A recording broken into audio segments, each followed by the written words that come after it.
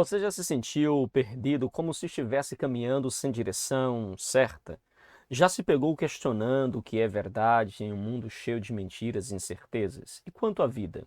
Você tem vivido de verdade ou apenas sobrevivido? Hoje eu quero te convidar para um encontro transformador com a única pessoa que pode responder essas perguntas com autoridade, clareza e poder: Jesus Cristo. No Evangelho de João, capítulo 14, Jesus não apenas consola corações angustiados, ele se revela como o único caminho, a verdade absoluta e a fonte de vida eterna. Ele não oferece uma rota alternativa, mas uma ideia inspiradora e um estilo de vida transformador. Ele se apresenta como o próprio destino. Ele se apresenta como a ponte, como a jornada. Queridos irmãos, nesta lição emocionante, nós iremos explorar os bastidores de um dos momentos mais intensos da jornada de Jesus com seus discípulos, a despedida antes da cruz. Veremos como Tomé, Filipe, Pedro e até Judas carregavam dúvidas e enganos, e como nós hoje, ainda hoje, temos também as nossas próprias incertezas. Mas a boa notícia é: Jesus é mais do que suficiente para nos conduzir. Prepare então o seu coração para esta aula, que não é apenas uma aula bíblica, é na verdade um convite para redirecionar os seus passos, reencontrar a verdade e reviver por completo. Meus queridos alunos, meus queridos irmãos, não se esqueça de deixar o seu like, compartilhar com a sua classe, ativar o sininho de notificações para você não perder nenhuma lição. Inscreva-se no canal e vamos crescer juntos no conhecimento da poderosa Palavra de Deus. Está começando mais uma pré-aula aqui do seu canal EBD Explicada 2.0. Meus queridos e amados irmãos, hoje nós iremos então para a lição de número 9, dentro da temática geral e o verbo que se fez carne, Jesus sob o olhar do apóstolo do amor. E hoje nós iremos então falar sobre o caminho, a verdade e a vida. A lição está baseada no Evangelho segundo escreveu o evangelista João, capítulo de número 14, do verso 1 até o verso de número 14. Uma lição muito rica, muito oportuna para o nosso crescimento espiritual. Claro, para nós estudarmos, é importante que você esteja com a sua Bíblia em mãos, tá bom? Pegue a sua Bíblia. É importante estarmos com a palavra de Deus à disposição para nós consultarmos, para nós então verificarmos os textos. Um outro recurso que você deve ter aí em mãos é a sua lição da escola bíblica, tá bom? Também caneta, papel, blocos de anotações. É extremamente importante que você tenha isso em mãos para que você possa consultá-lo quando necessário, à medida que nós estamos compartilhando com você a nossa aula. Lembrando aos irmãos que nós seguimos a exposição do texto, a exposição da lição, para que haja uma melhor compreensão, em especial para você que é professor da escola, de tal forma que você possa compartilhar esta mensagem na sua sala de aula. Eu espero que esse estudo possa ampliar os seus conhecimentos, possa corroborar para que você possa ter um melhor proveito aí na sua sala de aula com seus alunos, tá bom? Então, é importante que você estude, claro, a sua lição com antecedência, faça suas devidas pesquisas, faça suas devidas anotações, para que assim possamos crescer na graça e no conhecimento que é em Cristo, tá bom, queridos? Lição de número 9, o caminho, a verdade e a vida. Parece simples, parece algo que nós já conhecemos, mas você vai perceber como esta lição é profunda, é rica e nos traz grandes lições para o nosso crescimento espiritual, tá bom? Queridos irmãos, nosso texto áureo está no Evangelho, segundo escreveu o evangelista João, capítulo 14, verso de número 6, que é o versículo-chave, o versículo que vai, então, esboçar o tema da nossa aula de hoje, tá bom? Disse-lhe Jesus: Eu sou o caminho e a verdade e a vida. Ninguém vem ao Pai senão por mim. Não é ninguém vai ao Pai, é ninguém vem ao Pai senão por mim. Porque para ir ao Pai precisa passar por Jesus, precisa vir a Jesus. Ninguém vem ao Pai senão por mim, porque é necessário que se tenha primeiro Jesus, é necessário que se confesse Jesus. E a gente vai entender com muita clareza, nossa lição vai dar uma ênfase primordial nesses três termos, caminho, verdade e vida, e também trabalharemos aí a expressão eu sou, que aparece aqui no Evangelho de João por diversas vezes, mostrando a divindade de Jesus, tá bom? A nossa verdade prática diz o seguinte: a imagem de Jesus Cristo como o caminho, a verdade e a vida reforça a nossa fé e consolida a nossa comunhão com Deus. Olha que interessante. A nossa verdade prática ela está nos apontando que esta figura, esta imagem que Jesus usa como o caminho, como a verdade, como a vida, ela vai nos dar raízes, vai nos dar então firmeza na nossa comunhão com Deus. A firmeza de que nós não estamos sozinhos, a firmeza de que nós não estamos no caminho errado, a firmeza de que nós temos a verdadeira vida, que só pode ser encontrada na pessoa bendita de Jesus. Avançando, queridos, vamos então para a leitura bíblica em classe. Eu quero convidar você, claro, sempre faço questão de fazermos a leitura desse texto para que nós possamos nos familiarizar com o texto que será exposto durante o corpo da nossa lição, tá bom? Então, queridos irmãos, vamos estar neste momento lendo esse texto da palavra de Deus, Evangelho segundo escreveu o evangelista João, capítulo de número 14, verso de número 1 ao verso de número 15, que diz assim: não se turbe o vosso coração. Credes em Deus, credes também em mim. Na casa de meu pai há muitas moradas. Se não fosse assim, eu vou-lo teria dito, pois vou preparar-vos lugar. E se eu for e vos preparar lugar, virei outra vez e vos levarei para mim mesmo, para que onde eu estiver, estejais vós também. Mas mesmo vós sabeis para onde vou, mesmo vós sabeis para onde vou e conheceis o caminho. Disse-lhe Tomé: Senhor, nós não sabemos para onde vais. Como podemos saber o caminho? Disse-lhe Jesus: Eu sou o caminho, a verdade e a vida. Ninguém vem ao Pai senão por mim.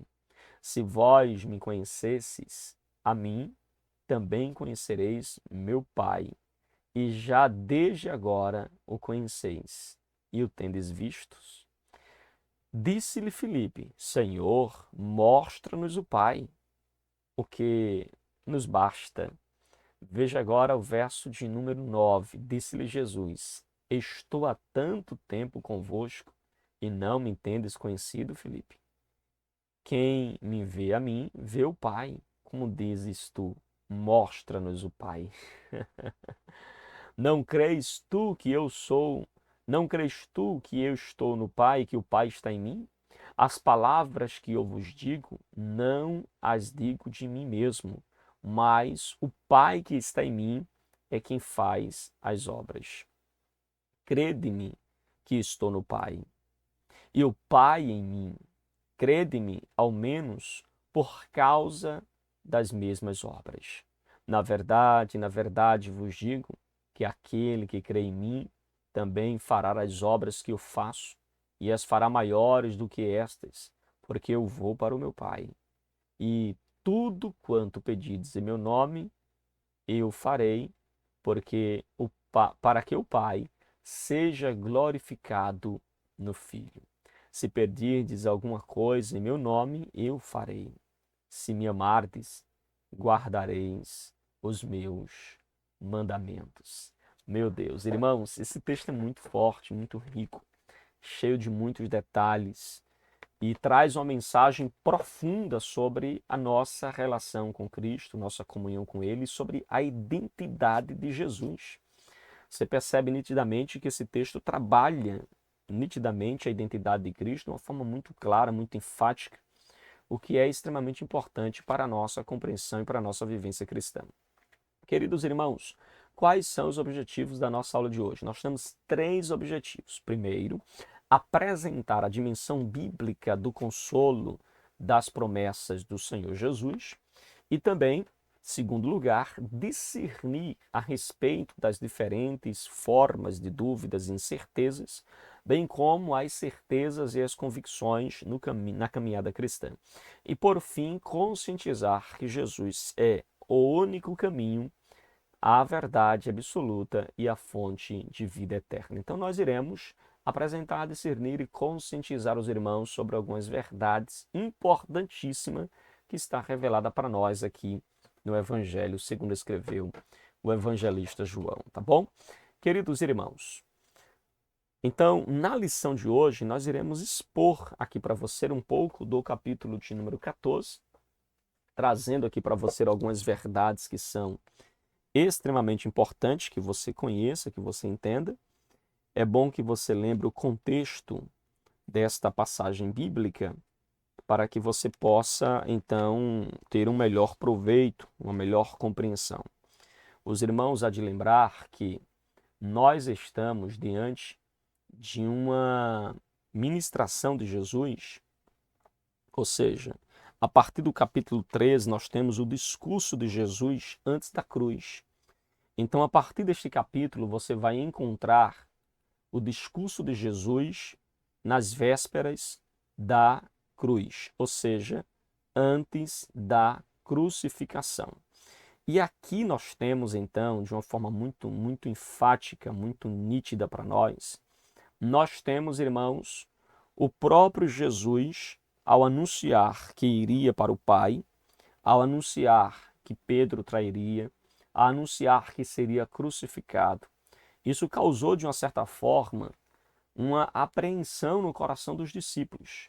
Até então, os discípulos de Jesus tinham a visão de Cristo, de um Cristo social, de um Cristo político, de um Cristo que veio para libertar os judeus do poder ou do Império Romano. Então, esta era a visão a princípio dos discípulos acerca de Jesus. Era uma visão de um Jesus socialista, de um Jesus político. Quando Jesus anuncia que ele iria morrer, quando Jesus anuncia a sua crucificação, logo seus discípulos ficaram perturbados. Imagine, irmãos, como ficou o coração de Tiago, de João, que estavam ansiosos por sentar um à direita e outro à esquerda de Jesus. Imagine como estava o coração de Pedro, que havia dito que estava disposto a dar a própria vida por Jesus. E Jesus anunciou que antes mesmo que o galo cante 3 vezes, tu me negarás. Imagine como estava o coração de Judas, quando Jesus disse que um de vós é o traidor, porque Jesus sabia que Satanás havia entrado no coração de Judas e o induzido a traí-lo. Então imagine a perturbação, a inquietação que estava entre os discípulos quanto a esta mensagem de Jesus de que ele iria para o Pai, de que ele iria voltar para os céus, de que ele seria crucificado. Então, isso vai gerar no coração dos discípulos uma perturbação, uma inquietação. Vai gerar no coração dos discípulos uma inquietude tão grande que o texto começa, inclusive, com Jesus consolando os discípulos. Quando diz assim, capítulo 14, verso 1, que o coração de vocês não fique angustiados. Interessante que a expressão usada aqui, não fique angustiado, em algumas versões, não se turbe o vosso coração, trata-se de uma inquietude, irmãos, apavorante, de uma inquietude angustiante, de algo realmente muito perturbador. Vocês creem em Deus, creiam também em mim. Veja que Jesus está trazendo os discípulos a uma confiança inabalável nele. Então Jesus está dizendo, não se turbe, não fiquem angustiados, pelo contrário, creiam em Deus e creiam também em mim. Aí Jesus agora traz uma promessa gloriosa. Jesus diz, na casa de meu pai há muitas moradas. A expressão casa aqui é uma referência ao reino dos céus, uma referência às mansões celestiais. E a expressão há muitas moradas, em algumas versões há muitos aposentos, em outras versões, como por exemplo a NTLH, diz que na casa de meu pai há muitos quartos.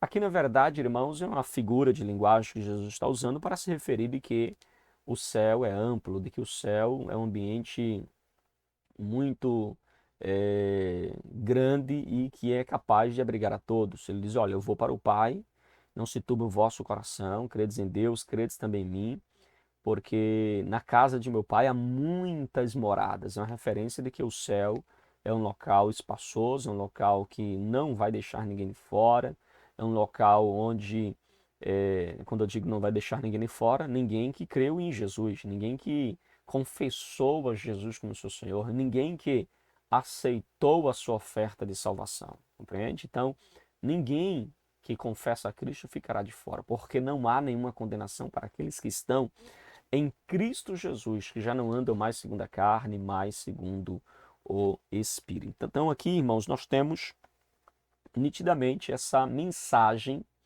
de consolo, essa mensagem onde Jesus está confortando o coração dos discípulos.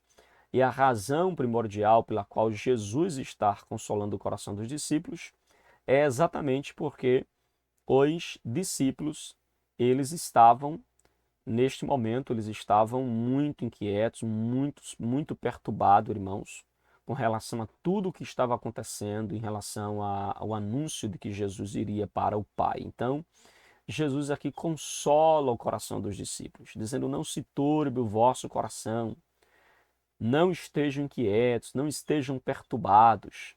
É isso que Jesus ele está aqui dizendo. A palavra angustiado, a palavra não se turbe, que aparece nas nossas versões, é a expressão grega tarasso, que significa agitar, perturbar profundamente. Jesus está então consolando os seus discípulos, porque eles estavam ali mergulhados em intensa angústia emocional por causa do anúncio de Jesus de que iria para o Pai. Amém? Então veja que, inclusive, a forma verbal que aparece aqui nesse texto, não se turbe o vosso coração, está no presente imperativo passivo, que significa dizer que Jesus está dizendo assim, não deixe que o coração de vocês continuem sendo agitados, ou seja, não permitam que o coração de vocês continue balançando de um lado para o outro, agitado pela força do vento ou pela força das circunstâncias. A palavra coração aqui, a palavra grega cardia, é uma palavra que simboliza muito mais do que emoções. Nós hoje associamos muito o coração às emoções, mas naquela época, na verdade, a palavra coração está associada ao centro das emoções, ou seja, a vontade, a razão, está tudo envolvido aqui. Então veja que não é apenas uma questão de sentimentos, como nós pensamos hoje. Então a estrutura, né, da frase credes em Deus, credes também em mim, ela pode ser aí interpretada como uma exortação que está no modo imperativo, que diz assim, é como se ele dissesse assim, creiam em Deus, creiam também em mim. Creiam em Deus, creiam também em mim. Isso revela Jesus também em um nível de confiança que você dá para o Pai, você pode dar também para Jesus. Creiam em Deus, da mesma forma, creiam também em mim. E isto aqui é, sem dúvida, um forte indicativo da divindade de Jesus. Amém? A expressão no verso 2, que nós falamos aqui para você, na casa de meu pai há muitas moradas, a palavra casa, a palavra oika, oikia, né? A palavra oikia, ela é uma expressão para se referir ao céu, ok? Moradas aqui é uma expressão que significa um lugar de permanência, ou seja, um lugar onde nós habitaremos, onde nós permaneceremos, uma habitação. Então veja que a ideia aqui é muito mais do que simplesmente um alojamento ou um local para pernoitar, mas é uma referência que Jesus faz a um espaço suficiente para todos aqueles que confessam o seu nome e também para uma permanência eterna. Ok? Então, queridos, aqui nós temos nitidamente a promessa de Jesus para os discípulos que estavam angustiados quanto à notícia de que ele iria para a cruz, de que ele voltaria para o Pai. A nossa sinopse do ponto 1 diz assim: o Senhor Jesus traz consolo para o presente e promessa que anuncia um futuro glorioso. Jesus não apenas consolou os discípulos no presente, não se turbe o vosso coração, mas também fez promessas gloriosas para o futuro, quando disse aos seus discípulos que na casa do seu Pai há muitas moradas. Se não fosse assim, eu não vou-lo teria dito. Amém, queridos? Vamos então para o nosso segundo ponto da nossa lição, que é, então, as dúvidas e as incertezas no caminho com Cristo. Meus irmãos, aqui nós temos um momento em que Jesus afirma: e vocês conhecem o caminho para onde eu vou. Jesus faz uma afirmação, embora algumas versões coloquem lá uma interrogação, mas aqui é uma afirmação. Jesus disse assim: vocês sabem o caminho para onde eu vou. E aí, um discípulo de Jesus, ele foi sincero, verdadeiro, ele expressa então a dúvida. E Tomé, obviamente, é conhecido como aquele que precisa ver para crer, mas aqui você vê Tomé, um homem de coragem, um homem de ousadia, ele colocando em pauta a sua dúvida, colocando em pauta, de fato, aquilo que ele sente ou pensa com relação ao que está acontecendo. E quando Jesus afirma que eles sabem para onde eles estão indo, Tomé não teve dúvida, ou melhor, Tomé não se demorou em expor a sua dúvida acerca do que estava acontecendo. Então, você vê aqui que Tomé, ele vai então expressar, né, a sua dúvida para Jesus. Ele diz assim: como saber o caminho? Olha o que ele vai dizer no verso de número 5. Não sabemos para onde o Senhor vai, como podemos saber o caminho? Eu não sei, o Senhor disse que a gente sabe o caminho. Não, eu não sei não, Jesus. E como é que eu posso saber o caminho? Veja que a expressão usada aqui por Tomé mostra também a mesma, a mesma dúvida que permeia também os nossos corações na atualidade. Veja, queridos, que Tomé ele foi honesto. Ele está dizendo: Senhor, como é que eu sei o caminho? Para onde o Senhor vai? Veja que a resposta de Jesus é uma resposta profunda. Jesus diz: eu sou. Essa expressão eu sou, e Jesus vai falar o caminho, a vida, né? Jesus diz: eu sou o caminho, a verdade e a vida, apontando para Tomé, dando resposta a Tomé, dando a Tomé a resposta que ele precisava. E é interessante que a pergunta ela é sempre importante, irmãos. A dúvida ela deve sim ser exposta para que haja uma resposta. Inclusive, se Tomé não tivesse expressado essa dúvida, nós não teríamos essa verdade tão gloriosa que Jesus ele diz aqui: eu sou o caminho, a verdade e a vida. Então veja, a palavra eu sou, ego eimi no grego, que também aparece lá em Êxodo, capítulo 3, versículo 14, que é uma expressão usada pelo próprio Deus, e aqui mostra nitidamente o próprio Jesus evocando o eu sou para si. Eu sou o caminho, a verdade e a vida. A expressão eu sou aparece no Evangelho de João em algumas vezes. Eu gostaria inclusive de citar para os irmãos, a nossa lição ela faz essa menção. Então, o Evangelho de João apresenta o eu sou algumas vezes.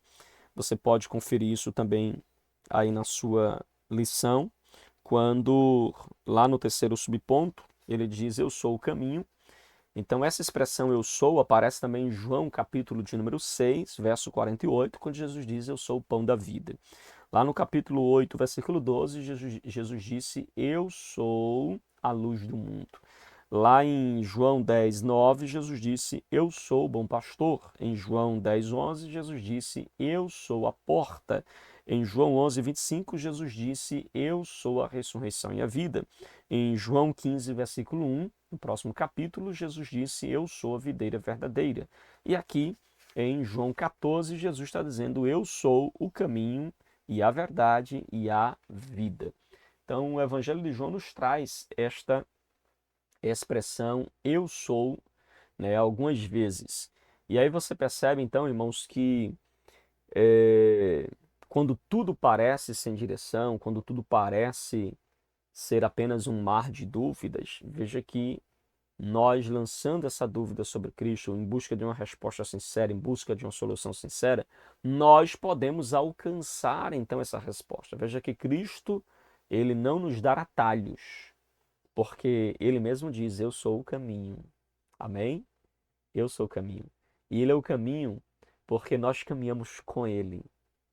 Amém? Veja que Tomé, ele tinha fé, irmãos, mas a fé não elimina a dúvida.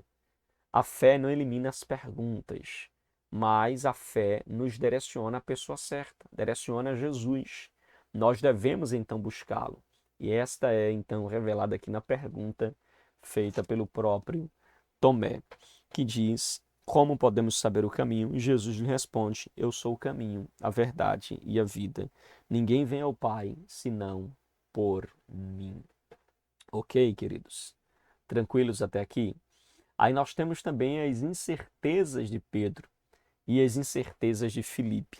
O nosso autor, ele faz questão de mencionar não apenas a dúvida de Tomé, mas também as incertezas de Pedro e também a de Filipe. Veja que a nossa lição ela pontua, não é, para nós também essa questão das dúvidas de Pedro, né, as incertezas de Pedro e de Filipe, que diz assim: o Evangelho de João revela que Pedro não compreendia também totalmente o que Jesus estava mencionando quando disse para onde estava indo. Então, no capítulo seguinte, Filipe pede a Cristo que lhe mostre. Isso, o autor faz referência a João 13:36, né, que Pedro não compreendia para onde Jesus estava indo. E em João, capítulo de número 14, versículo 8, Filipe também expressa sua dúvida. Veja que Filipe pede: mostra-nos o Pai. Veja que é notável que, tal como Tomé, Pedro e Filipe, ainda não tinham as suas questões esclarecidas. Eles estavam caminhando com Jesus já há algum tempo, aí já há mais ou menos 3 anos, mas ainda não tinham todas as suas questões esclarecidas. Veja que eles também enfrentavam incertezas. Nós também não somos diferentes deles, irmãos. Certamente haverá momentos na nossa caminhada em que nós seremos tomados pela dúvida, à semelhança de Tomé, de Pedro e de Filipe. Porém, nós devemos aprender a escutar o Senhor Jesus Cristo, ou seja, devemos estar dispostos a aprender com o próprio Jesus.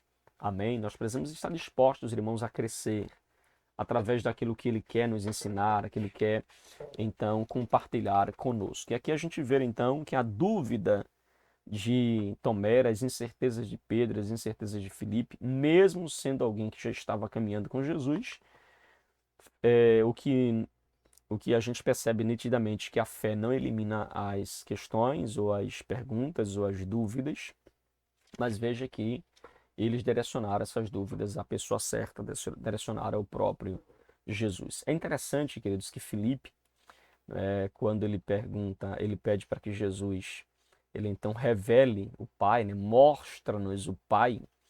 É interessante que essa angústia de Filipe, ela não é falsa, ela não é uma angústia é, de, apenas de alguém que está querendo fazer uma pegadinha com Jesus. Não, ele está realmente com a dúvida que ele quer, ele precisa de uma resposta. E ele então, ele quer ver a face de Deus. Ele mostra-nos o Pai e isso nos basta. Veja, a resposta de Jesus ela é revolucionária, porque Jesus vai dizer: quem me vê, a mim vê o Pai. Então veja que Jesus está dizendo assim: eu sou a exegese perfeita do Pai. Quem me vê, vê o Pai. Quem me enxerga, enxerga o Pai. Quem me nota, nota o Pai. Quem me percebe, percebe o Pai. Então, quem me vê, vê o Pai. Ou seja, Jesus é a exegese perfeita, a interpretação perfeita do próprio Pai. Compreende? Então, veja que essa resposta de Jesus a Filipe, ela é revolucionária, ela é impactante, ela é muito importante também para a nossa compreensão aqui. Então, veja que Jesus, ele é esta verdade também que liberta. O próprio Jesus disse em João 8, versículo é, em João 8, né, versículo 32, Jesus já havia declarado: e conhecereis a verdade vos libertará. E aqui nós vemos então a verdade encarnada. Jesus é a verdade encarnada, que nos liberta da ignorância, que nos liberta da dúvida, que nos liberta então do medo. Amém, queridos? Tranquilos? Aí o nosso autor ainda fala sobre o engano de Judas Iscariotes. No capítulo 13, Jesus havia dito que Judas haveria de traí-lo. Claro, de forma indireta, Jesus, ele anuncia que um de vós há de me trair. Apenas João, que estava mais próximo de Jesus, sussurrou no ouvido de Jesus: quem de nós irá te trair? Jesus disse: olha, aquele que colocar, aquele que eu der o pão, não é assim? Então Jesus foi, pegou um pão, molhou e deu para Judas. E somente então João, ele já sabia quem era o traidor a partir daquele momento. E você percebe que Judas, irmãos, no capítulo 13, né, Jesus revela a sua intenção de traí-lo, ou melhor, revela é, que ele iria traí-lo. Então veja, essa pessoa era Judas Iscariotes, né, o que ia traí-lo, seu discípulo. Ele acompanhou Jesus, mas não conseguiu, irmãos, interiorizar os ensinamentos de Jesus. Judas não conseguiu internalizar aquilo que Jesus não apenas pregava, mas vivia. E Judas, mesmo naquele período, já no final do ministério de Jesus, prestes à cruz, nas vésperas da cruz, Judas ainda estava olhando para Jesus simplesmente como um salvador e redentor do poder romano. Ou seja, Jesus apenas como um líder político, um líder social. Ele olhou para Jesus, teve uma visão do Messias apenas por questões sociais e política para libertar Israel da opressão romana. Então, Judas não conseguiu ver Jesus como Messias. Ele viu Jesus apenas como um líder político. Ele viu Jesus apenas como um alguém que veio para resolver questões sociais. Irmãos, paz, meus irmãos, este é um dos grandes problemas ainda na atualidade. Muitos não conseguem enxergar Jesus como Salvador. Não conseguem enxergar Jesus como o redentor de sua alma. Eles olham para Jesus como se Jesus fosse um líder político. Eles olham para Jesus como se Jesus fosse um socialista ou um comunista, como se Jesus veio para trabalhar unicamente questões sociais. Não, irmãos. É verdade que o Evangelho também é social, mas o Evangelho não é socialista. O Evangelho não é comunista. O Evangelho o Evangelho não traz apenas a libertação da opressão da sociedade. O Evangelho não traz apenas libertação política. O Evangelho traz libertação espiritual, irmãos. Jesus morreu na cruz por nossa salvação, por nossa vida, o melhor para nos dar vida eterna.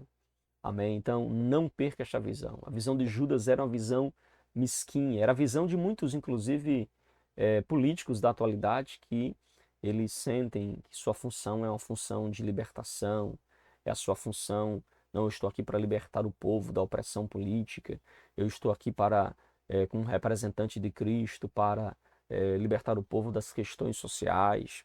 Mas, irmãos, lembre-se que isso é uma parte muito pequena no que diz respeito o evangelho, que muda também a sociedade, que muda também a questão social, que muda também a questão política.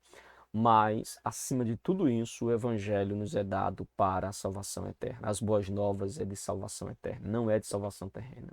Compreende? É extremamente importante que nós não venhamos ter essa síndrome de Judas, de olhar para Jesus ou restringir Jesus apenas a questões sociais e questões políticas, nos esquecendo então de que Jesus veio para um plano muito maior.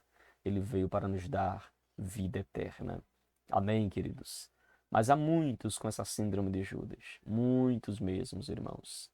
Muitos que enxergam Jesus apenas por questões sociais ou questões políticas. Até aqueles que agora se apadrinham a Jesus porque dá ibope para ele, se apadrinham a Jesus para que de alguma forma eles possam conquistar os seguidores de Jesus como um curral eleitoral para eles. Mas vejam, irmãos, o evangelho é muito mais do que isso. Está muito além. E quem sabe, talvez não tenha nem nada a ver com essas coisas. Compreende? Então, irmãos, Judas, ele, ele engana, ele se auto-engana. Judas, ele não consegue enxergar quem era Jesus. Então, o engano de Judas Iscariotes, que não conseguiu ver a verdade, não conseguiu decifrar que Jesus era o Salvador e o Redentor da humanidade pecadora e não da humanidade oprimida por Roma. Amém, queridos? Tranquilos até aqui? Podemos avançar agora para o nosso próximo ponto. Antes disso, a sinopse do ponto 2. As dúvidas, as incertezas e o engano podem nos desafiar durante a nossa caminhada com Cristo. Todos nós estamos sujeitos a enfrentar dúvidas. Todos nós estamos sujeitos a passar por momentos em que nós, sinceramente, nos questionamos. João Batista também se questionou. Ele mandou perguntar: tu és mesmo o Cristo ou devemos esperar outro? Veja que ele também ficou na dúvida. O Judas cometeu auto-engano, por isso ele vendeu Jesus. Pedro negou Jesus.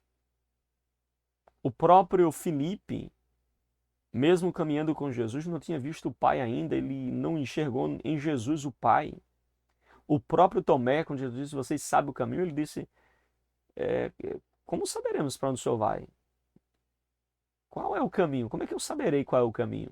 Então veja que a dúvida ela persiste muitas vezes durante a nossa caminhada cristã, ela pode nos desafiar, mas é importante nós obtermos essa resposta tão necessária em Jesus, ok? E aí nós vamos para o nosso último ponto da nossa lição, que é a ênfase primordial da nossa lição de hoje, que é tratar sobre Jesus, o caminho, a verdade e a vida. Queridos irmãos, esse ponto da lição, esse aspecto da lição, ele é extremamente importante porque aqui está a espinha dorsal da nossa lição, ok? Está a espinha dorsal da nossa lição de hoje. Jesus, ele é o caminho, ou seja, Jesus é a direção em tempos de confusão. Jesus é a direção em tempos de dúvidas, de angústia. A expressão caminhos, a expressão grega rhodos, significa literalmente uma estrada, uma via.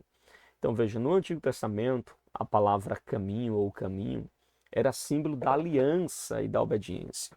Conforme a gente vê no próprio Salmo 119, versículo 105, lâmpada para os meus pés, luz para os meus caminhos, é a tua palavra.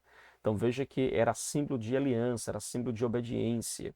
E aqui Jesus não aponta para uma rota apenas, mas ele está dizendo assim: eu sou o caminho. Veja, Jesus não está dizendo que nós devemos seguir um determinado mapa, mas ele é o próprio mapa. Ele é o guia vivo, não é um mapa morto, não é um mapa inerte, mas é um mapa vivo, o próprio Jesus. Então ele diz: eu sou o caminho. E a expressão caminho aqui tem a ver diretamente com esta aliança que nós temos com o Senhor, com essa obediência que nós temos também com o nosso Cristo.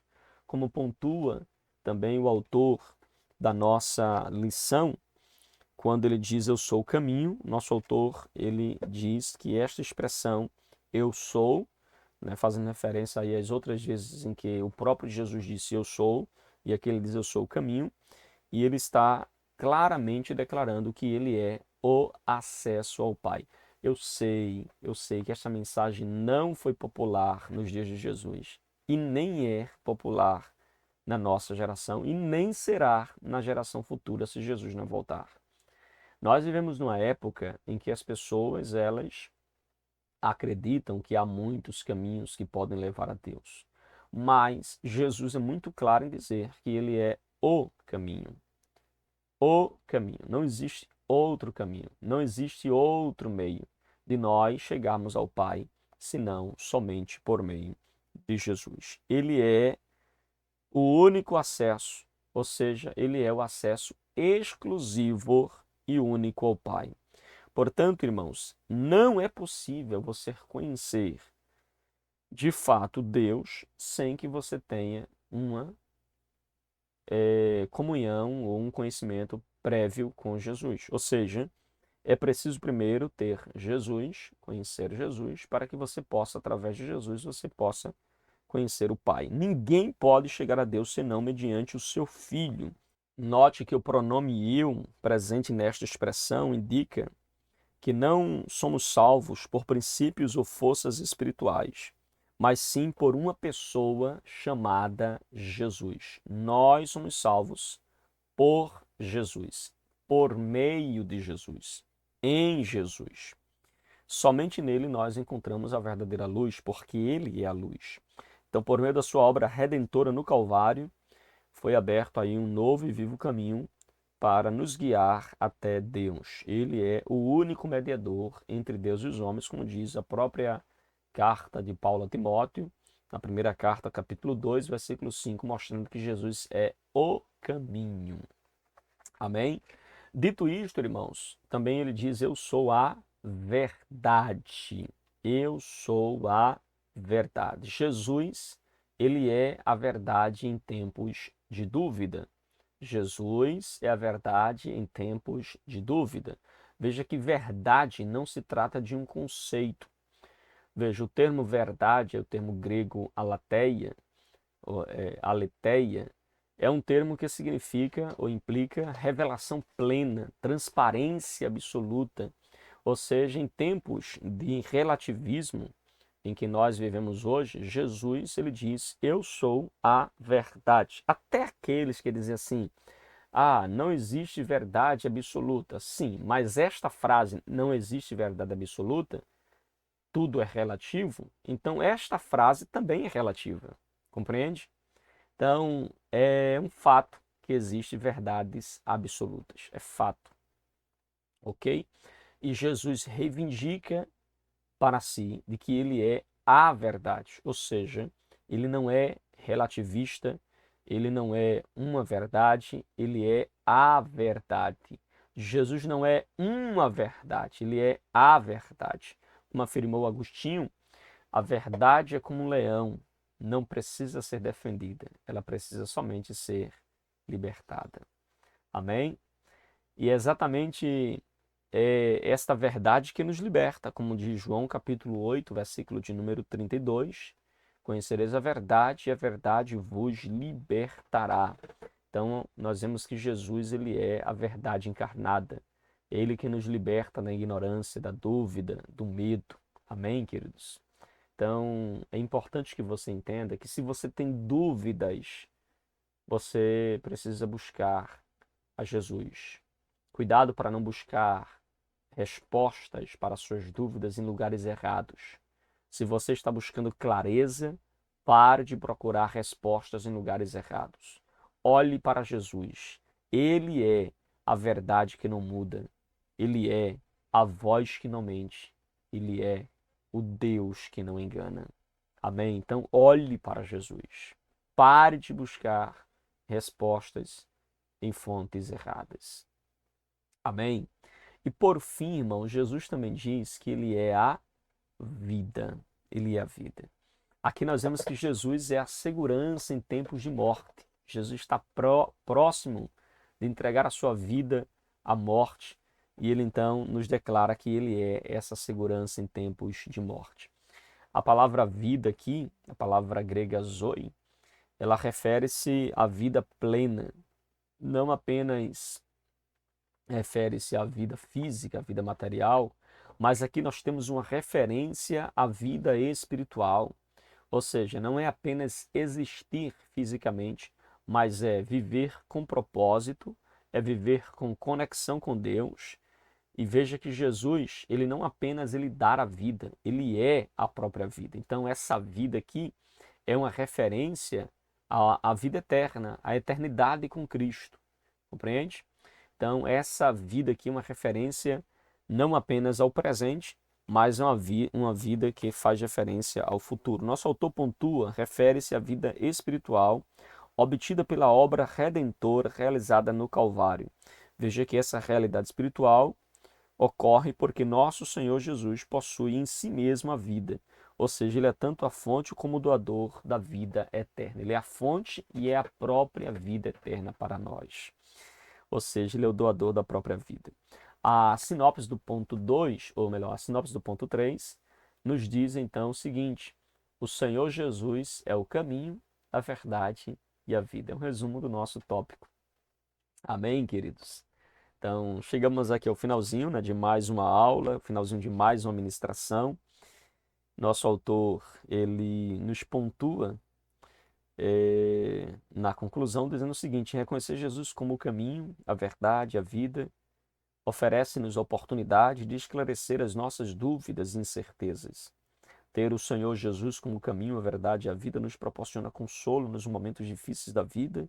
Através dele podemos conhecer a Deus, experimentar a verdadeira liberdade e estar reconciliados com Ele. Amém, queridos? Então, chegamos ao finalzinho de mais uma escola bíblica, chegamos ao finalzinho de mais uma aula para a glória de Deus, tá bom? Vamos ainda para a nossa frase final que eu sempre coloco aqui para os irmãos. A frase de hoje é: Jesus não é um caminho entre muitos. Ele é o único caminho para a verdade que traz vida. Ele é a verdade, ele é o caminho, ele é a vida. Jesus é o único caminho que nos conduz então à verdade e que nos traz a verdadeira vida, a vida eterna. Amém, queridos? Então chegamos ao finalzinho de mais esta aula. Que Deus em Cristo abençoe sua vida, tá bom? Meus queridos e amados irmãos, chegamos ao finalzinho de mais uma aula aqui do seu canal EBD Explicada 2.0. Que Deus em Cristo continue abençoando sua vida.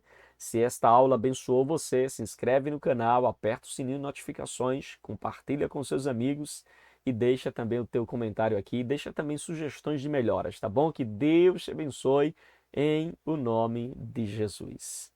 Fica na paz e até a nossa próxima pré-aula aqui da Escola Bíblica, aqui no seu canal EBD Explicada 2.0. Que Deus te abençoe em nome de Jesus.